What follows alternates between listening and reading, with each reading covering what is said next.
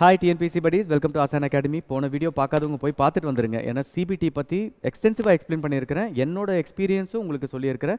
So OMR versus CBT அப்படின்னு சொல்லிட்டு I think almost ஒரு 20 மினிட்ஸ்க்கு எண்ட் டு எண்ட் சொல்லியிருக்கிறேன். ப்ளஸ் உங்களுக்கு அதை வந்து அப்படியே லைவாக டெமான்ஸ்ட்ரேஷனும் உங்களுக்கு காமிச்சிருக்கேன். ஓகே, இப்போ வேகன்சி எங்கே பார்த்தாலும் அந்த வேகன்சி இன்க்ரீஸ் ஃபார் குரூப் 4, அப்புறம் இப்போ குரூப் 2 மெயின்ஸ் எழுதிட்ட பிறகு இப்போ மெயின்ஸ் எழுதுவாங்கல்ல, அதுக்கப்புறம் எல்லாம் கேட்பாங்க வேகன்சி இன்க்ரீஸ் அப்படின்னு சொல்லிட்டு கேட்பாங்க.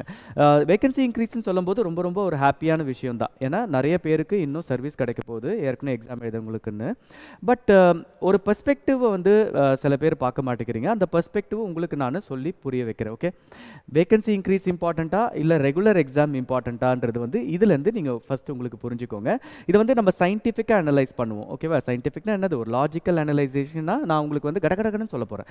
ஃபஸ்ட்டு நம்ம என்னென்ன புரிஞ்சுக்கலாம்னா, இந்த இது வரைக்கும் நடந்த group 4 exam, group 2A exam and group 1 எக்ஸாமோட நோட்டிஃபிகேஷன் டேட் வந்து பார்த்தா போதும். ஓகே, நம்ம இப்போ வேகன்சியில் எந்த நாள் எக்ஸாம் நடத்துனாங்க இதெல்லாம் நம்ம இப்போ வந்து பார்க்கல. நோட்டிஃபிகேஷன் டேட்ஸ் பார்க்கலாமா? ஓகே, ஃபஸ்ட்டு நடந்த குரூப் 4 எக்ஸாம் இப்போ இந்த வருஷம் நடந்து வந்து ஜான்வரி 2024. அதுக்கு முன்னாடி கால்ஃபேர் வந்து மார்ச் 2022 தான் நடந்தது. So 2023 no call for. சரியா? அப்புறம் 2021 2020 நோ கால்ஃபேர். அண்ட் ஆப்வியஸ்லி அது வந்து கொரோனா பீரியடாக இருந்தது, இருந்தாலும் இங்கே ஒரு கால்ஃபேர் வந்திருக்கணும், அங்கே வரல. அப்புறம் 2019 வந்து ஒரு கால்ஃபேர் இருந்தது. அப்புறம் 2018 வந்து நோ கால்ஃபேர் அகெயின். அப்புறம் 2 வருஷம் வந்து திருப்பியும் ஒரு 16 and 17 வந்து கால்ஃபேர் இருந்தது. திருப்பி 2015 நோ கால்ஃபேர். அதே மாதிரி இங்கே குரூப் 2ல கொஞ்சம் 2Aல கொஞ்சம் ஃபஸ்ட்டு நோட் பண்ணுங்கள். இப்போ இதே மாதிரி 2024. ஸோ போன வருஷம் கால்ஃபேர் வர்றது எல்லாருக்குமே தெரியும். கிட்டத்தட்ட 2 வருஷமாக அந்த ப்ராசஸ் நடந்தது. ஸோ ஏன்னா அது வந்து கம்பைன் பண்ணி நடத்துனாங்க. ஸோ February 2022 தான் முன்னாடி கால்ஃபேர் இருந்தது. அதுக்கப்புறம் பாருங்கள், கிட்டத்தட்ட 3 வருஷமாக எந்த கால்ஃபேரும் குரூப் 2Aல நடக்கலை. அப்புறம் ஆகஸ்ட் 2018. இப்போ இதுக்கு முன்னாடி என்ன ஆச்சுன்னா, திருப்பியும் முன்ன வந்து குரூப் 2 ஓடி எக்ஸாம் தனியாக நடந்தது, 2A எக்ஸாம் தனியாக இருந்தது. ஸோ இங்கே வருஷம் நடந்த மாதிரி உங்களுக்கு தெரியும். ஆனால் வந்து பார்த்திங்கன்னா 2A வந்து ஒரு வருஷத்துக்கு 2 வருஷத்துக்கு ஒரு தடவை இல்லை 3 வருஷத்துக்கு ஒரு தடவை நடந்திருக்கும். அதே மாதிரி ஓடி தான். இங்கே பார்த்தீங்கன்னா 2A வந்து 2017 நடந்தது, 16 நடக்கவே இல்லை, டேரெக்டாக 15 தான் நடக்குது. திருப்பியும் ஏப்ரல் 2014 வந்து ஓடி வந்து இங்கே 2015 நடக்குது. அதே மாதிரி இங்கே குரூப் 1. ஸோ இது எல்லாமே பார்த்தீங்கன்னா இப்போ இது வந்து நான் டேட்டா வந்து நீங்கள் பார்த்துருக்கீங்கன்னா கிட்டத்தட்ட 11 வருஷத்துக்கு. Okay, 11 years. இந்த 11 இயர்ஸ் டேட்டாக்கு 1 2 3 4 5 5 வருஷத்துக்கு வந்து எந்த கால்ஃபேருமே இல்லை. குரூப் 2ல வந்து இன்னும் அதிகமாக இருக்கும். ஆக்சுவலாக பார்த்தீங்கன்னா 5 வருஷத்துக்கு கிட்டத்தட்ட 7. ஏன்னா சில இந்த செக்ஷன் இருக்குது பார்த்தீங்களா, 2 ஓடிக்கெல்லாம் அதுக்கு வந்து கால்ஃபேர்ஸே இல்லை. அதே மாதிரி குரூப் 1ல எப்போவுமே அது ஒரு பெரிய நம்மளுக்கு இஷ்யூவாகவே இருந்ததில்ல. ஏன்னா எப்படி பார்த்தீங்கன்னாலும் 2 வருஷத்துக்கு ஒரு எக்ஸாம் தான் கண்டக்ட் ஆகுது குரூப் 1ல. ஏன்னா வேகன்சிஸ் கம்மியாக இருக்கிற ஒரு இதில் வந்து பார்த்தீங்கன்னா இங்கெல்லாம் வந்துட்டு 2 வருஷத்துக்கு ஒரு தடவை தான், எல்லாமே அந்த மாதிரி தான் வரும் பேட்டர்ன்ஸு. ஸோ இப்போ ஓவராலாக சார் இதில் உங்களுக்கு என்ன பாதிப்பு இருக்க போது நோட்டிஃபிகேஷன்ஸோ வேசஸ் வேகன்சி அப்படின்னு சொல்லிட்டு உங்களுக்கு நான் ஒரு எளிமையாக வந்து உங்களுக்கு புரிய வைக்கிறேன். நீங்கள் ஃபஸ்ட்டு அண்டர்ஸ்டாண்ட் பண்ணிக்கோங்க. இல்லை இப்போ நம்ம என்ன நினச்சிக்கலாம்னா, லெட்ஸ் இமேஜின் 2022 ஒரு நோட்டிஃபிகேஷன் வருது. ஓகேவா? இப்போ இந்த 2022 நோட்டிஃபிகேஷனில் லெட்ஸே ஒரு 7000 போஸ்ட் வருதுன்னு வச்சுக்கோங்களேன். 7000 போஸ்ட்டுக்கு வந்து ஒரு கால்ஃபேர் பண்ணுறாங்க. ஸோ இந்த 2022 நோட்டிஃபிகேஷன் மார்ச் 2022 நோட்டிஃபிகேஷன் நடக்கிறவங்க வந்து எக்ஸாம் வந்து எப்படியும் வந்து ஆகஸ்ட் இல்லை செப்டம்பரில் அது வந்து எழுதுவாங்க. ஓகேவா? ஸோ இப்போ இந்த செப்டம்பரில் எழுதும்போது கிட்டத்தட்ட எவ்வளோ பேர் எழுதுகிறாங்க? 20 லட்சம் பேர் வந்து அப்பியர் ஆகுறாங்கன்றது தான் ஆக்சுவலாக இது. ஸோ இதில் எவ்வளோ பேர் இதுக்கப்புறம் எழுதுறாங்கன்றதுலாம் இல்லை, 20 லட்சம் பேர் வந்து இதுக்கு குவாலிஃபை ஆகி அப்ளை பண்ணுறாங்க. ஓகேவா? ஸோ எவ்வளோ வேகன்சிக்கு? 7000 வேகன்சிக்கு. இந்த எக்ஸாம் ரிசல்ட் வந்து 2023 சப்போஸ் வரலன்னு வச்சுக்கோங்களேன், வராமல் நம்ம வந்து அது போஸ்ட்போன் ஆகிட்டே போகுது. ஓகேவா? இப்போ இங்கே வந்து 7000 வேகன்சி இருந்தால் ஆக்சுவலாக இங்கே 2023க்கும் ஒரு 7000 வேகன்சி வரணும் அட்லீஸ்ட். யூஸ்வலாக என்னென்னா குரூப் 4னாலே ஒரு 10,000 வேகன்சி நம்ம எக்ஸ்பெக்ட் பண்ணுறோம். பட் இங்கே வந்து பார்த்திங்கன்னா இங்கே ஒரு 7000 வேகன்சி வரணும். இங்கே ஆக்சுவலாக வருஷம் ஏன்னா நம்ம என்ன சொல்கிறோம், வருஷத்துக்கு கண்டிப்பாக ஒரு ரிட்டைர்மெண்ட்ஸ்ன்னு இருக்குது. நான் இது சொல்லும்போது குரூப் 4க்கு சொல்லும்போது குரூப் 2Aக்கு எல்லாத்துக்குமே பொருந்தும். சரியா? ஸோ இங்கே வந்து 7000 வேகன்சி இருக்குன்னு வச்சுக்கோங்களேன். இப்போது 2022 ஒருத்தர் எக்ஸாம் எழுதுறாரு. எக்ஸாம் அவர் வந்து இந்த ரிசல்ட்டுக்காக காத்துட்டு இருக்கிறாரு. இந்த ரிசல்ட்டு இது வந்து டிலே ஆகிட்டே போயிட்டு இருக்கும்போது 2023 வந்துட்டு எக்ஸாம் நடக்கல. இந்த 2022 வந்து பார்த்தீங்கன்னா 20 லட்சம் பேரில் வந்து கிட்டத்தட்ட 5 லட்சம் பேர் மினிமம் நியூ என்ட்ரியாக இருப்பாங்க. நியூ என்ட்ரினா யார்? யாரெல்லாம் 21 வயசு தாண்டினவங்களோ தட் இஸ் குரூப் 4க்கு, அப்புறம் கிராஜுவேட்லாம் முடிக்கிறாங்களே, கிராஜுவேஷன் முடிக்கிறவங்க அவங்க எல்லாமே சேர்த்து லெட்ஸே ஒரு 5 லட்சம் பேர் எழுதுறாங்க. அப்போது நம்ம வந்து என்ன சொல்கிறோம், 15 லட்சம் பேர் வந்து ஓல்டு ஸ்டூடெண்ட்ஸ்னு வச்சுக்கலாமே, ஒரு 5 லட்சம் பேர் வந்து நியூ ஸ்டூடெண்ட்ஸ். ஸோ 2022 இந்த 15 லட்சம் பேர், இந்த 5 லட்சம் பேர் வராங்க பார்த்தீங்களா புதுசாக, இவங்களுக்கு வந்து அந்த ஆப்பர்ச்சுனிட்டி கிடைக்குது, இந்த எக்ஸாம் எழுதுறதுக்கு ஆப்பர்ச்சுனிட்டி கிடைக்குது. ஓகேவா, நல்லா புரிஞ்சுக்கோங்க. இப்போ என்ன பண்ணுறீங்க, இந்த எக்ஸாம் வந்து நடந்துகிட்டே இருக்குது, அப்புறம் நம்ம என்ன சொல்கிறோம், வேகன்சி இன்க்ரீஸ்னு கேட்குறோம் கரெக்டாக.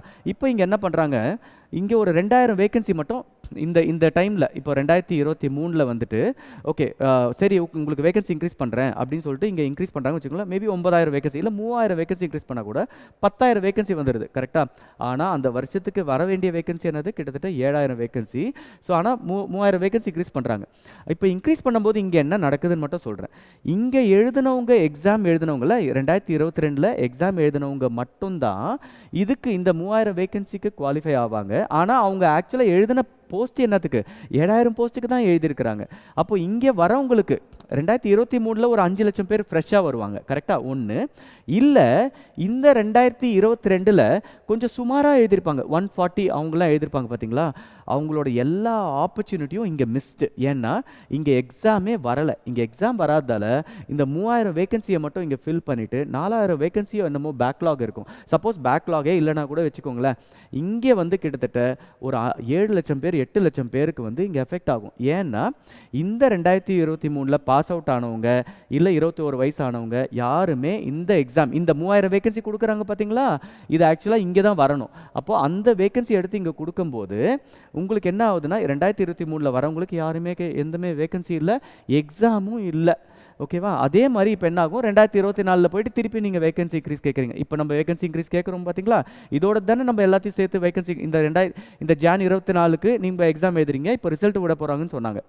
இப்போ திருப்பியும் நம்ம என்ன பண்ணுவோம், இந்த இதுக்கு வந்து வேகன்சி இன்க்ரீஸ் கேட்போம். ஆனால் என்ன நடக்கணும், 2025 இப்போது இதுங்க ஜான்வரி 2024 ஒரு எக்ஸாம் நடக்குதுன்னா அடுத்த வருஷமும் ஜான்வரி 20 தட் இஸ் 2025 நடந்ததுன்னா அது ஓகே. ஆனால் நடக்காத பட்சத்தில் என்ன ஆகும், திருப்பியும் கேரி ஃபார்வர்ட் வேகன்சி ஜஸ்ட் ஒரு 3000 வேகன்சி 4000 வேகன்சி எடுத்து அதில் போடும்போது 2025 வந்து எக்ஸாம் நடக்காது.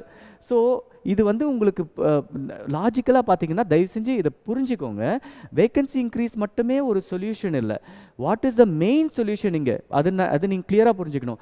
ரெகுலர் எக்ஸாம் கரெக்டாக, ரெகுலர் எக்ஸாம் அதுதான் பார்த்தீங்கன்னா ஒரு பெரிய டிஃப்ரென்ஸு ஒரு யூபிஎஸ்சிக்கும் ஒரு ஸ்டேட் பப்ளிக் சர்வீஸ் கமிஷன் எக்ஸாமுக்கும். ஏன்னா இப்போது யூபிஎஸ்சியில் என்ன நடக்கும்னா, தட் இஸ் வருஷம் ஒரு 1000 வேகன்சியை ஃபிக்ஸ் பண்ணிவிடுவாங்க வச்சுக்கோங்களேன். இங்கே அங்கே போய் வேகன்சி இன்க்ரீஸ் பண்ணுங்கள் இது பண்ணுங்கலாம் யாருமே சொல்ல மாட்டாங்க. ஏன்னா ஏப்ரல் ஆனால் ஒரு ப்ரிலிம்ஸ் வரும், செப்டம்பர் ஆனால் ஒரு மெயின்ஸ் வரும், செப்டம்பர் ஆகஸ்ட் வந்து உங்களுக்கு ஒரு மெயின்ஸ் வந்துடும். அந்த 1000 வேகன்சி இருக்கும். அப்போது இங்கே லெட்ஸே இங்கே ஒரு 1000 வேகன்சியில் ஒரு கால்ஃபேர் கொடுக்குறாங்கன்னா அடுத்த வருஷம் வரும்போதும் இங்கே ஈக்குவலாக எல்லாருமே திருப்பியும் அதே 1000 வேகன்சிக்கு எல்லாருமே காம்படிஷன் பண்ணுவாங்க, யாருமே விட்டு போக மாட்டாங்க. ஆனால் இந்த கான்செப்டில் என்ன ஆகுதுன்னா, 2023 ஒரு கிராஜுவேட் வந்து விட்டு போயிடுவார், திருப்பியும் 2024 அவர் வருவார். ஏன்னா 2 வருஷம் அவர் படிச்சுட்டு இருப்பார். அப்புறம் திருப்பியும் 2025 நோ கால்ஃபேர், திருப்பியும் 2025 ஒரு வர கிராஜுவேட்டோ இல்லை உள்ளே வந்து படிக்கணும்னு நினைக்கிறவங்களோ அவங்களும் 2 வருஷம் பிரேக்கு.